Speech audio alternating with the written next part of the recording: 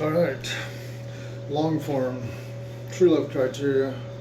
This is what we didn't do in the last video, so we'll go ahead and do that now.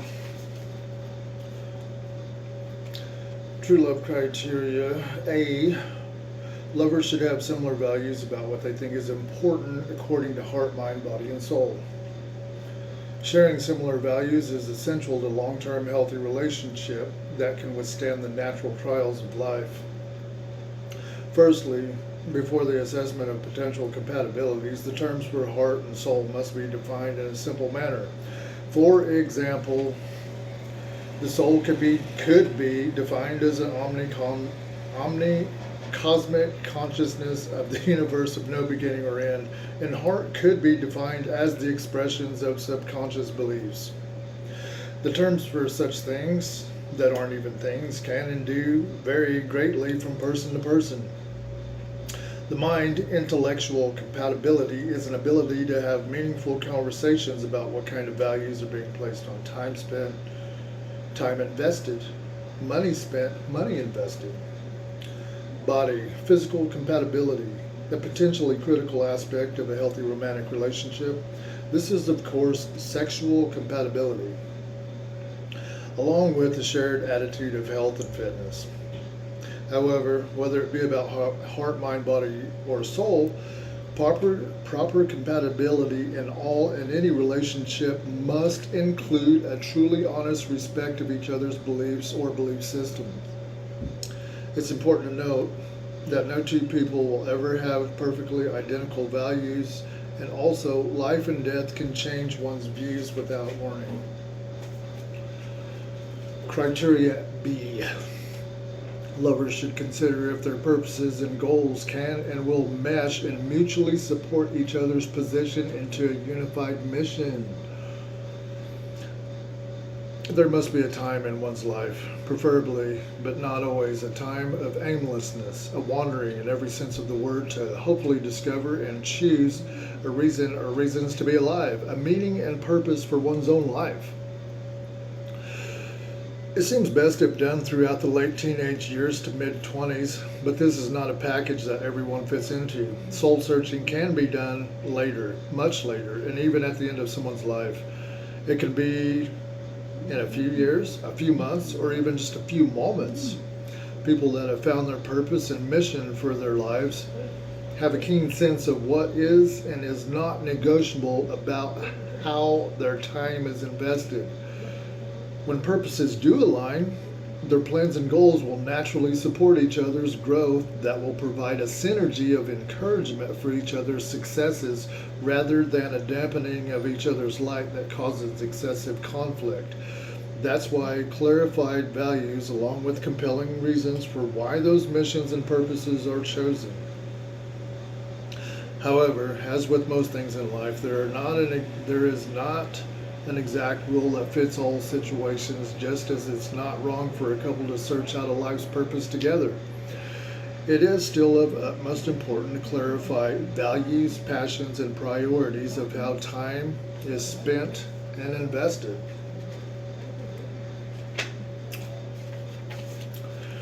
Criteria C.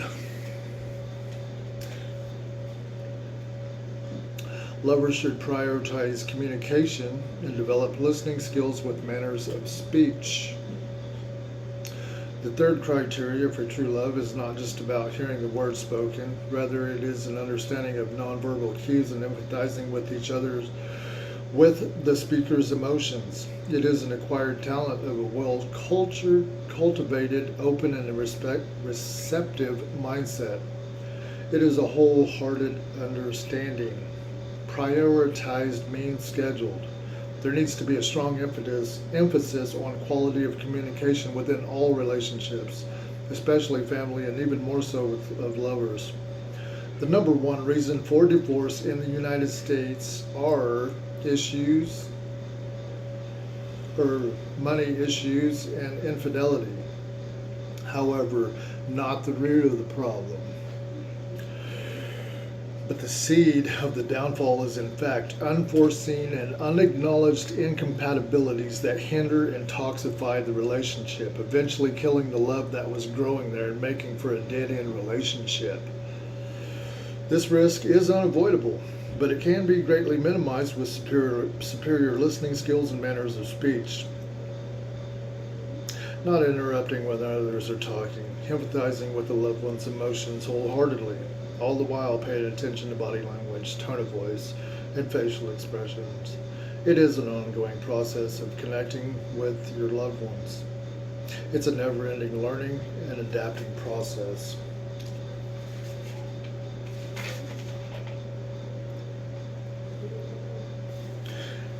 You know, some of these things, if a person is fairly sane and they have not been insane by traumas, whether they brought those traumas on themselves or traumas from outside forces, alcoholisms, drug addictions, porn addictions, gambling addictions, you name it, workaholic addictions, they all have similar characteristics. Anyways, those things happen, and things like this, these simple guidelines to go by, and also having other people to help spot what we can't spot in ourselves and what other people are doing, it makes a huge difference. But these incompatibilities, the main thing about these criterias, they should be common sense. But it's like if we have a habit, if a person has a habit of self-sabotaging and doesn't know that they're doing that, that's like if they're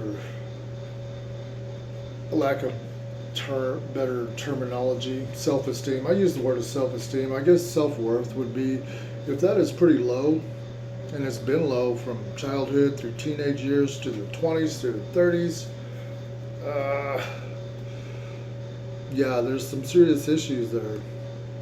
But that doesn't mean that people can't form relationships and make them work and have them work and grow them and develop into healthy, prosperous functions of society. It can happen. But that's why I believe strongly that things like these guidelines, pertinent ideas, criterias, a standard, having some standards of knowing when it's on the beam and off the beam, of knowing when it's actually staying in line and when it's not. Because when you're all up in the middle of your business, it's hard to see unless you step back and then take a look at it and then put a measurement to it to see where it's at, to see if it's still on course or off course, what's really there, what's not there. Because it's easy to get caught up in emotions, because there's a synergy of emotions. There's a synergy that is unavoidable. It doesn't matter who the person is. So, let's go to the root of the problem. Let's go into case in point. Case in point. When it comes down to it, it doesn't matter whether there was alcoholism, drug addiction before, during, or after. It comes down to the very base thing. And maybe it is kind of oversimplifying it, but here's what it is. It is unacknowledged and or unforeseen incompatibilities. I'll say it again. Unforeseen, not seen, not acknowledged, unacknowledged incompatibilities. Unforeseen, it's like you didn't know it was coming. It was a big ticket item. Bam, already had too much invested, keep going anyway. It's like, well, that huge, massive red flag came up, keep on trucking onto it. It's like, I got all this, we can overlook that. And then it's like you realize, it's like, no, it's actually becoming worse. It's actually festering. It's actually contaminating and toxifying the relationship. And to me, here's the thing: an incompatibility is a major red flag, because it's like every man, every woman, cultures, beliefs, religions, whatever. We have some blatant deal breakers that actually do get swept under the carpet. And those incompatibilities, when they're unacknowledged and it keeps going, yeah, that love will grow there. And love will bond people together, and that's what makes it so much more painful.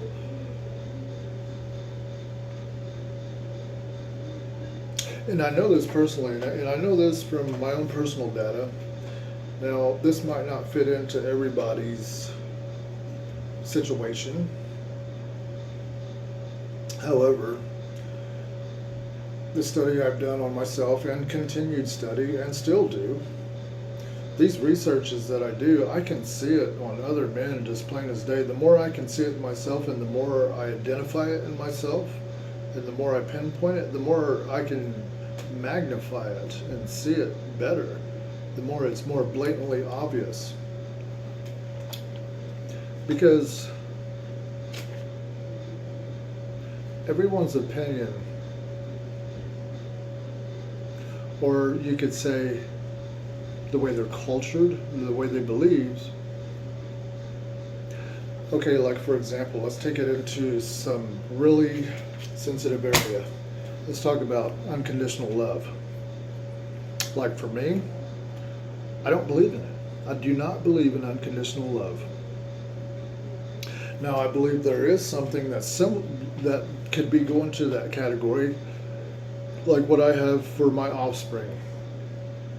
No matter what they're doing, no matter what they're feeling, and even if I can't reach them or whatever, and I know they're on the wrong track and they're shutting people out and they're going in bad places, I'm still not writing them off. They can always come back to. They can always come back. We can always be friends. We can always be family. That's all there is to it. Period. It doesn't matter. I don't care what they do. I don't care how far gone they go. There will always be that. I have that. Okay, now having said that, I have never had that unconditional thing like that for another human being. Now, in theory, there is possibly a woman out there that I would actually have that for. But I doubt it. Because she's not going to be one of my children. You know? There's some things it's like there's no erasy do-overs. It's like when I leave a relationship, if it comes to that, there is no going back. There is no erasy do-overs. It's like once it gets that bad, there is no coming back. There is no fixing it. It's like once those serious red flags are truly acknowledged for what they are, and they're pretty simple. Blatant lying. Blatant being secretive. Now, you would think it would be cut and dry on that, because sometimes, we can be wrong about things, but we didn't lie about them, and it wasn't intentional. We could have been off with something. That's different. I'm not talking about that. No, I'm talking about blatant dishonesty. Once that blatant, I only got to see that once or twice. If I see that once or twice, boom, it's over. Way off into the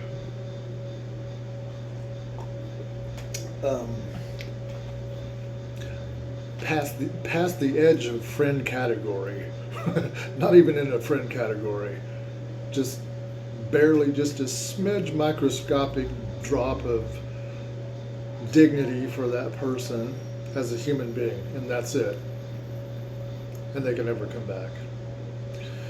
Unless they spend 20 or 30 years of proving it, and it's like, no, I'm not going to let you do that. No. But anyways, having said all that, Sometimes it's a long day in school, getting across the hurdles of self-sabotage and choosing poorly to self-sabotage oneself because of self-sabotaging subconscious criteria that's unknown. That's why it's called subconscious, because it's below subconscious level. Yeah, it's pretty trippy stuff.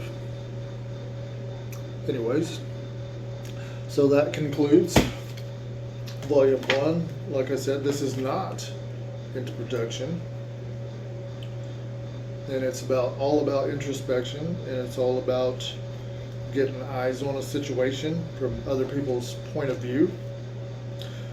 This is not a completely perfect manuscript. There are some things that can be changed in it to make it a little bit better, a little bit more clarified. I do agree. So, anyways,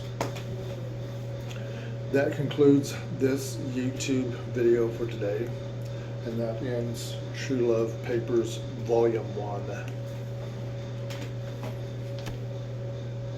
Have a good one. See you in the funny papers.